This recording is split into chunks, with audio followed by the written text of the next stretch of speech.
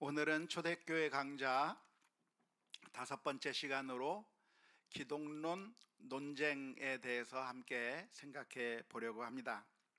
지난 시간에 우리가 삼위일체 교리가 어떻게 교회 안에서 하나의 완성된 교리로 받아들이게 되었는지 그 과정에 대해서 쭉 살펴보는 시간을 가졌었는데요. 언제 그 삼위일체 교회가 전 교회적으로 이렇게 확립되게 되었다고 그랬죠? 325년 무슨 회의? 니케아 회의에서 성립이 됐다고 말씀을 드렸고, 그 뒤에 381년 콘스탄티노플 회의에서 다시 한번 재정립된, 그래서 삼위일체 교회가 교회 안에 공고하게 서게 되었다고 하는 것까지 말씀을 드렸습니다.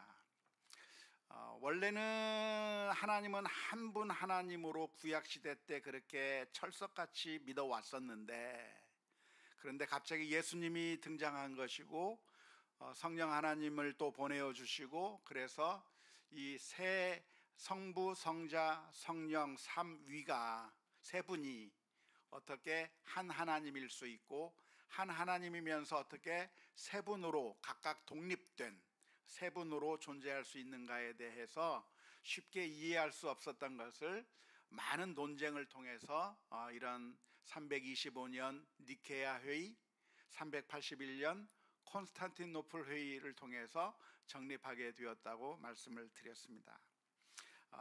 그래서 논란이 이제 사그라들면 좋았겠는데, 논란이 쉽게 사그라든 것은 아닙니다.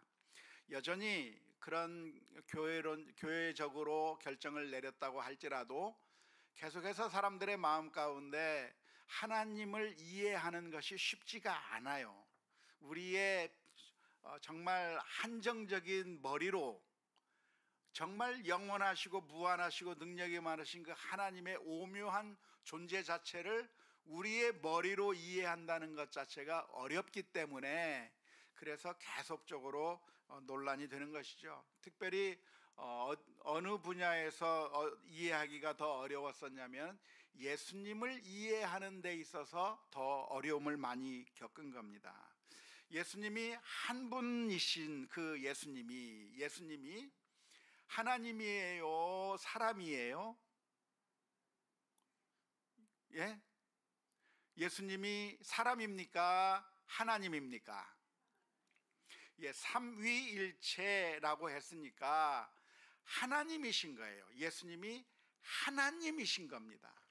하지만 우리가 성경을 읽어보면 예수님이 하나님으로서의 모습만 나타나는 것이 아니라 인간적인 모습도 나타나고 있는 것이죠. 예수님의 인간적인 면이 어떤 면이 인간적인 면이라고 할 수 있을까요?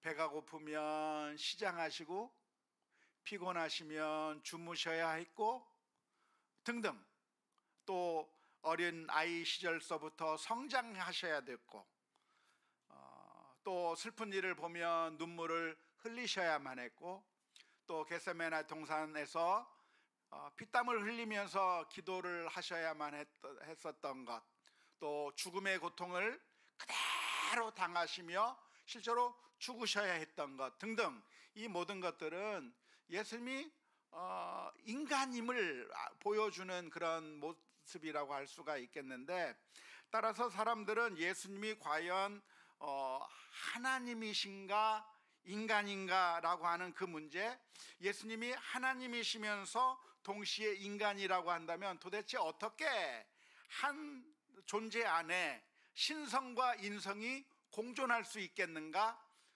우리는 뭐만 있어요? 인성만 있잖아요. 우리는 인간이잖아요. 그래서 인간으로서 충분히 이해가 되는데, 어떻게 예수님 안에는 신적인 모습도 있고 인적인 모습도 있고 사람의 모습도 있고, 그러면서 이 둘이 어떻게 섞였는가, 분리되어서 두 개의 성품이 두 개 존재하는가 등등, 이러한 것들을 이해하는 것이 굉장히 어려워서 초대교회 역사를 통해서 예수님을 이해하는 것이 굉장히 어려워서 논란이 많이 이루어졌다는 것을 알 수가 있겠습니다. 특별히 예수님이 누구신가라고 하는 것을 이해하는 것은 아주 초창기 시절서부터 다양한 의견이 존재해 왔었고 이단들 가운데 이단적인 주장들을 해오는 사람들이 많이 있었습니다. 우리가 지난 시간에 초창기 이단들에 대해서 살펴본 적이 있었는데요, 그 초창기 이단들의 모습을 다시 한번 살펴봤으면 좋겠습니다. 도표를 한번 보죠. 초창기 이단들 가운데 에비온파라고 하는 이단 집단이 있었는데, 그 에비온파에서는 생각하기를 하나님은 오직 유일하신 하나님 한 분만, 성부 아버지 하나님만 진짜 하나님이고, 예수님은 하나님이 아니라 사람일 뿐이며 그 사람인 예수님이 세례 요한에게서 세례를 받을 때 메시아의 역할을 부여받은 것 뿐이지 예수님은 하나님이 아니다라고 생각한 이단 집단이 에비온파입니다. 알로기파도 비슷한데요, 예수님이 세례를 받을 때 성령이 강림하여서 초자연적인 권능을 행사했을 뿐이지 예수님은 하나님이 아니라 인간이다 라고 생각을 한 것이고요, 사모사타의 바울이라고 하는 사람도 예수님이 세례를 받을 때 로고스가 임재하게 되어서 그때 사명을 감당하게 되었다고 생각하는 이단들입니다. 그래서 지금 위에 세 개의 그 이단들은 예수님을 하나님은 아니다, 인간이다, 인간이신 예수님이라고 보았던 사람들이 바로 에비온파, 알로기파, 그리고 사모사타의 바울과 같은 사람들이라고 할 수가 있겠습니다. 그런데 정반대로 영지주의라고 하는 이단이 있었는데, 이 영지주의는 헬라 철학의 영향을 많이 받았습니다. 헬라 철학이 어떤 관점을 가지고 있죠? 플라톤 같은 관점을 가지고 있는 겁니다. 플라톤이 어떤 이야기를 주로 하나요? 영육이원론을 이야기하잖아요. 그래서 영은 고상한 것이고 정신적인 것은 좋은 것인데 육체는 아주 더러운 것이고, 이렇게 이원론적으로 생각하는 그 헬라 철학의 영향을 받은 영지주의는 예수님은 하나님이시고 인간일 수 없다, 그래서 인성을 부인한 것이 영지주의고, 가연설에서는 어떻게 이야기를 하냐면 예수님이 사람의 모습을 가지고 나타났는데, 성자 예수님이 사람의 모습을 가지고 나타났는데 진짜 사람이 된 것이 아니라 사람처럼 보였을 뿐이다 라고 이야기해요.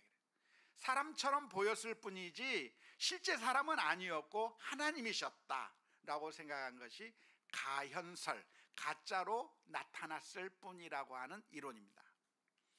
가연설이 더 발전된 것이 어떤 것이 있냐면, 예수님께서 십자가에 못 박혀 죽은 것은 실제로 예수님이 인간이 죽은 것이 아니라 사실은 하나님 성부께서 고난을 당하신 거다고 말하는 성부 고난설까지도 가연설이 발전돼서 그렇게 이야기를 했고요, 사벨리우스라고 하는 이단도 예수님은 원래는 하나님인데 사람의 모양으로 나타난 것이라고 해서 초창기 이단들을 두 가지로 구분한다면 예수님이 하나님이고 인간은 아니다라고 주장한 이단들, 또 반대로 예수님은 사람이지 하나님이 아니라고 주장한 이단들로 그렇게 나누어질 수가 있겠는데요, 그런 이단들의 이야기들이 계속 있었지만 그래도 정통 교회는 예수님은 하나님이시면서 동시에 사람이라고 하는 것을 계속해서 받아들여 왔었습니다. 하지만 니케아 회의와 콘스탄티노플 회의를 거친 이후에 동방의 안디옥 쪽에서 이 문제가 계속해서 논란이 되기 시작했는데, 알렉산드리아의 아폴리나리우스와 시리아 안디옥의 네스토리우스 사이에 서로 신성을 강조하고 인성을 강조하는 두 사람들이 서로 싸우고 논쟁을 하다가 결국 예수님이 어떠한 분이냐라고 하는 것을 최종적으로 결론을 내린 것이 451년 칼케돈 회의에서 결론을 내렸습니다.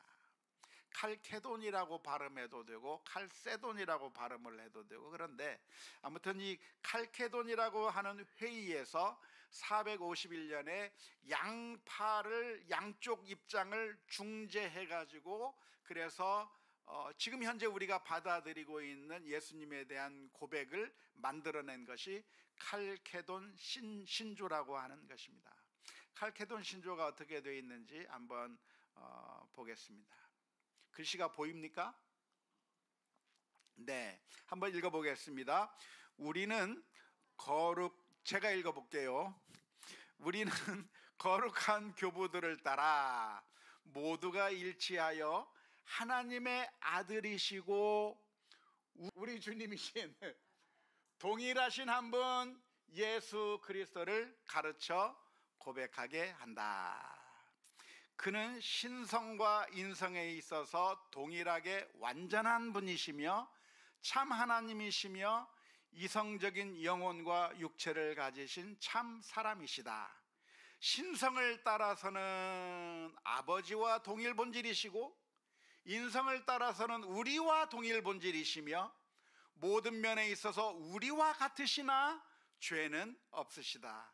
그분은 신성을 따라서는 모든 세대 전에 성부로부터 나셨으며 동일하신 분이 인성을 따라서는 이 마지막 날에 우리와 우리의 구원을 위하여 하나님의 어머니인 동정녀 마리아에게서 나셨다.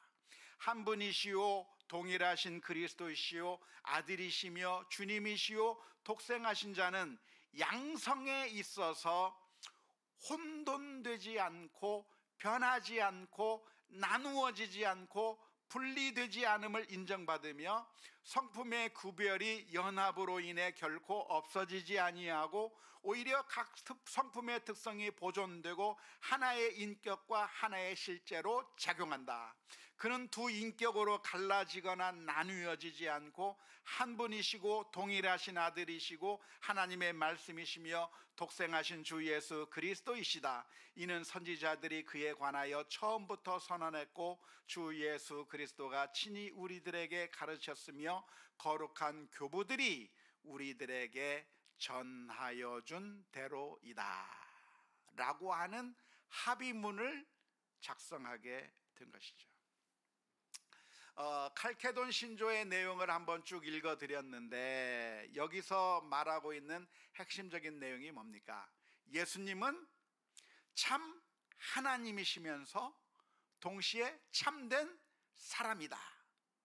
참 하나님이신데 그 예수님이 성부 하나님과 동일 본질이신 하나님이시고, 인간이신데 어떤 인간이시냐? 우리와 동일 본질을 가지신 예수님이신데 예수님의 신성과 인성이 예수님에게 같이 있어서 그 둘이 온전하게 있는데 100% 하나님이시고 100% 인간이신데 그 둘이 신성과 인성이 혼합되거나 나누어지거나 변질되거나 어떻게 영향을 받는 것이 아니라 두 개의 성품이 온전히 존재하면서, 그러면서 이것이 이렇게 서로 혼란되거나 서로 의지가 맞지 않는 것이 아니라 하나의 인격으로 존재하시는 예수님이다라고 하는 그런 내용을 칼케돈 신조에서 채택하게 된 것입니다. 여기까지 오기에 어떤 과정을 거치게 됐는가? 먼저 아폴리나리우스라고 하는 알렉산드리아 감독의 주장을 살펴보면 좋겠습니다. 한번 도표를 보죠.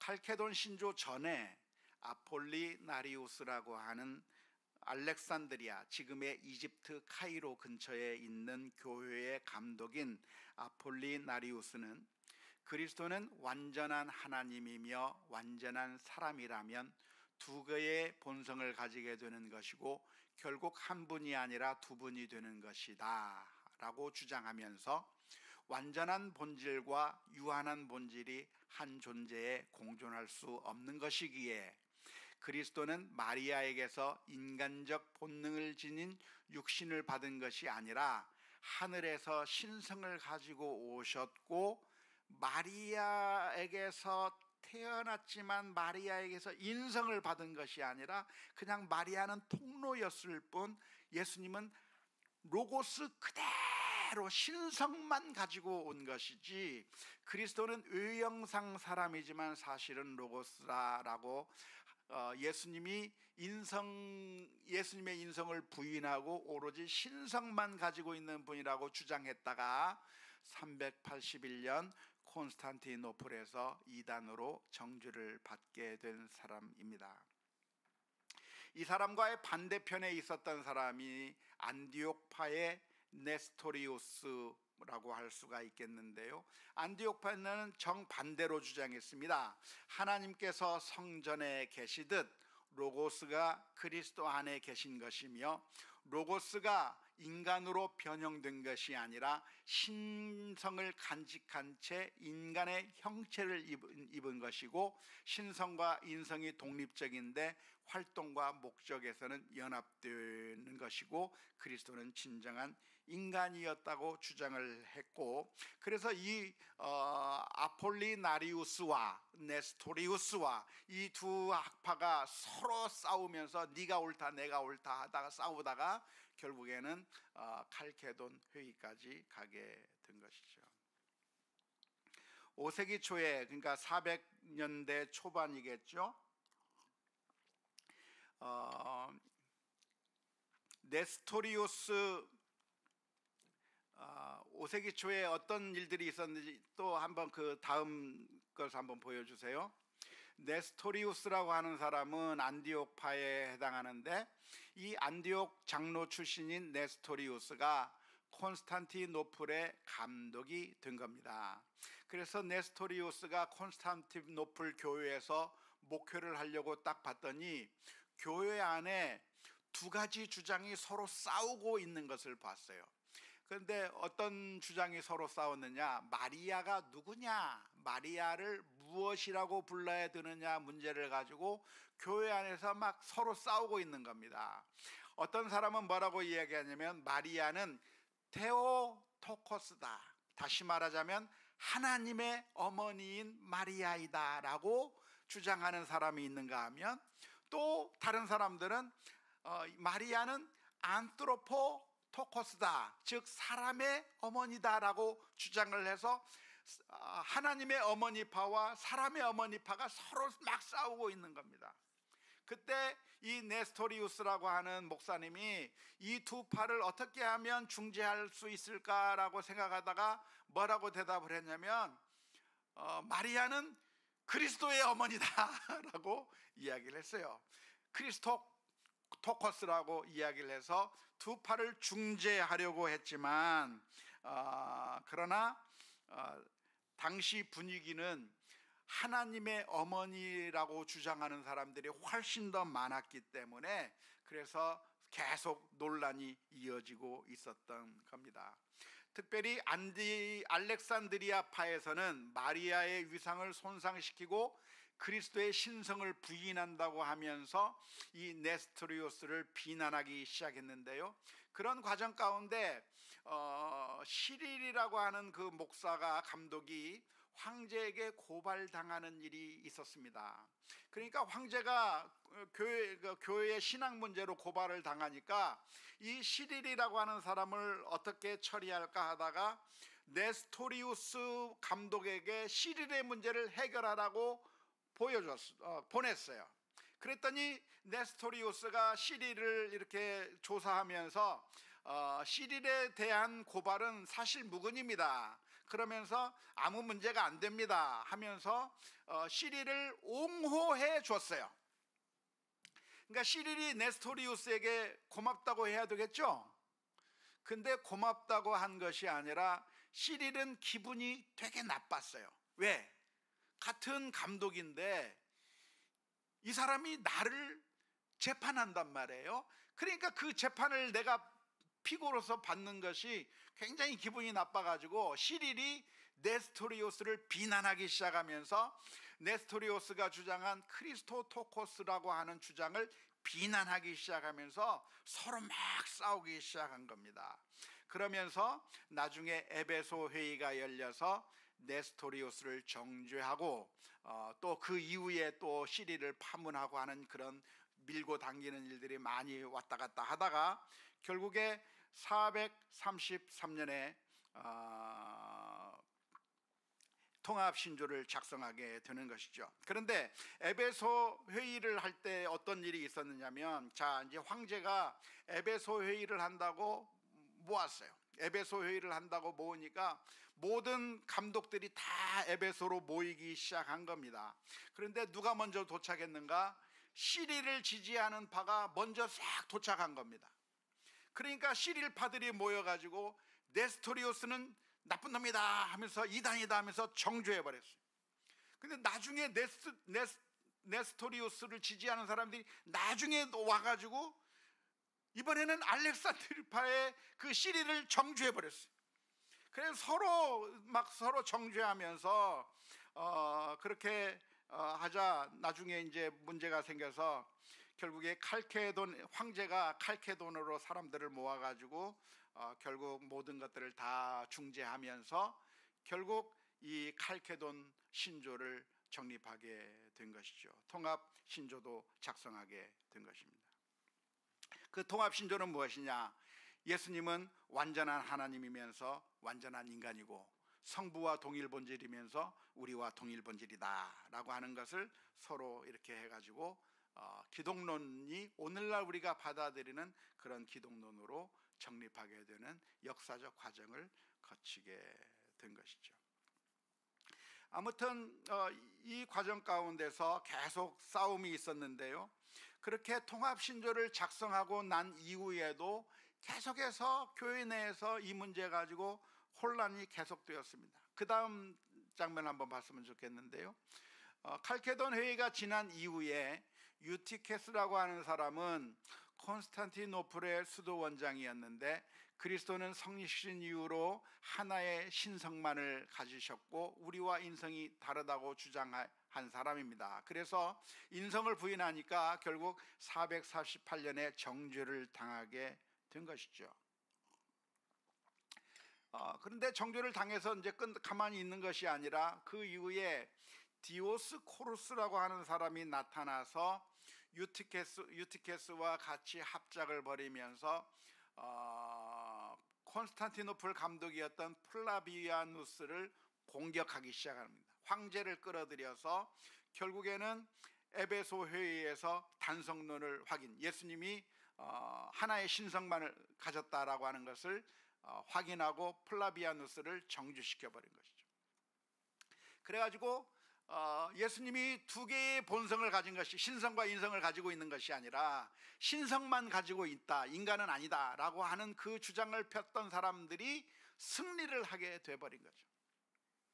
하지만 이 과정을 보고 있던 레오 1세 교황은 이 에베소 회의를 보면서 저 에베소 회의는 강도 회의다라고 주장을 했어요. 왜냐하면 에베소 회의를 할 때 그냥 온전한 정상적인 토론을 한 것이 아니라 용역들을 동원해 가지고 상대방을 막 가두고 뭐 그렇게 하면서 협박을 하면서, 그래서 이 신성만 주장하는 파들이 승리했거든요. 그러니까 그 승리한 사람들이 그렇게 한 것에 대해서 강도회의라고 하면서 이 레오 1세 교황은 지금 국가적 황제와 결탁해 있는 신성파가, 예수님이 신성만 있다라고 하는 그 파가 지금 황제와 결탁을 해서 그래서 막 그 주장이 막 승리하고 있는데, 그러니까 레오 1세 교황은 좀 막 편이 좀 약해졌지 않습니까? 황제가 자기 편이 아니니까. 근데 이 레오 1세 교황이 굴하지 않고 계속 황제의 누이에게 계속 편지를 보낸 거예요. 계속 편지를 보내면서 이 그리스도가 신성도 가지고 있고 인성도 가지고 있다라고 하는 것을 황제의 누이에게 계속 편지해서 결국 황제의 누이는 레오 1세 교황 편으로 넘어가 버렸습니다. 그러다가 얼마 지나갔다가 황제가 죽었어요. 그래서 그 다음 황제가 누가 됐느냐? 황제의 누이의 남편인 마르키아누스가 등극하게 되면서 갑자기 또 분위기가 정치적으로 바뀌어가지고 결국에는 성부 예수님께서 신성과 인성 모두 다 가지고 있는 그런 분이다라고 하는 칼케돈 회의로 정립하게 되어 버린 것이죠. 그 이후에도 역시 세베투스라고 하는 온건파와 그리고 강경파들이 서로 싸우면서 일의론, 예수님이 하나의 의지만 가지고 있었다. 이의론, 예수님이 신성에 따른 의지도 있었고 인성에 따른 의지도 있었다라고 하는 그런 논쟁으로 계속해서 벌어져서 그 논쟁이 계속 이어졌는데, 아무튼 이 과정들을 통해서 결론적으로 난 것이 무엇이냐면 칼케돈 회의에서 내린 결론이 성경적인 가르침에 맞는 것이다 라고 하는 결론으로 내려져서 지금까지 그 이론이, 그 교리가 우리들에게까지 전해져 내려오고 있는 것입니다. 그러니까 예수님이 신성과 인성을 동시에 가지고 있으며, 신성은 하나님과 같고 인성은 우리와 같은데, 그러나 죄는 없으시고 그 성품이 서로 섞이거나 분할되거나 나뉘거나 어떻게 하는 것이 아니라 그리스도 안에서 조화를 이루고 있고 라고 하는 그런 개념들이 우리들에게 전해져 내려오고 있는 것이죠. 이런 과정들을 제가 잠깐 설명을 해드렸는데, 이런 이야기를 들으니까 좀 어떻습니까? 정말 중요한 교리를 아주 잘 해가지고 결국은 잘 만들어졌다라고 생각이 드시나요?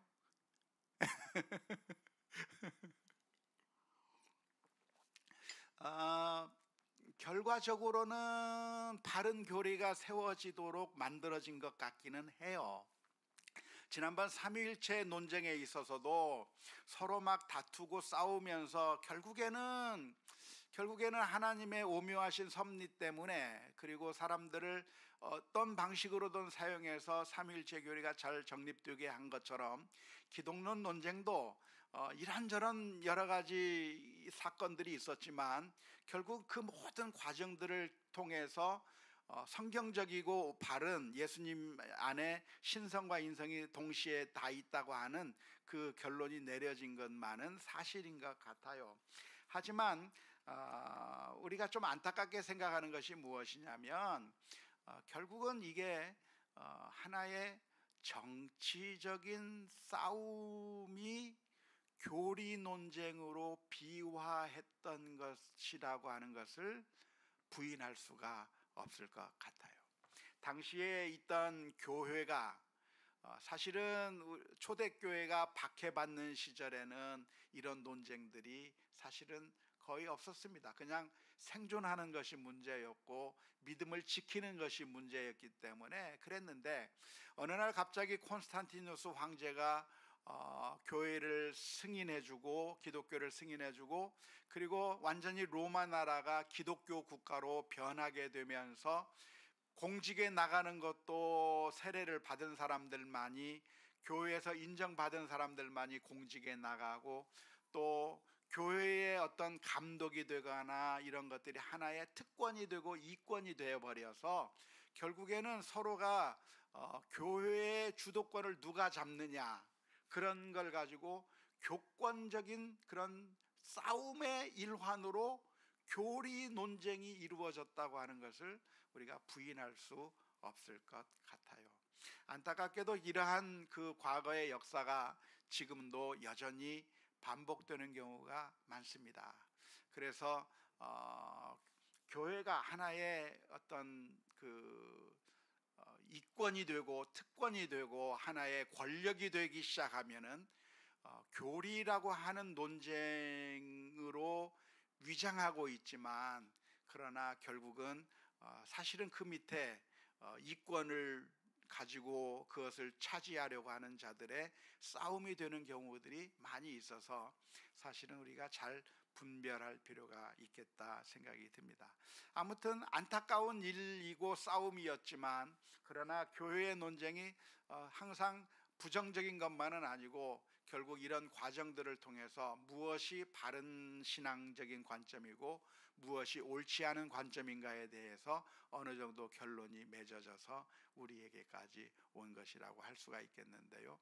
그래서 오늘날 우리는 예수님에 대해서 어떻게 이해하는 것이 좋은가? 예수님은 온전한 하나님이시면서 동시에 온전한 인간이셨다라고 하는 그 사실을 우리가 그대로 받아들이면 좋을 줄로 압니다. 이상인데요. 혹시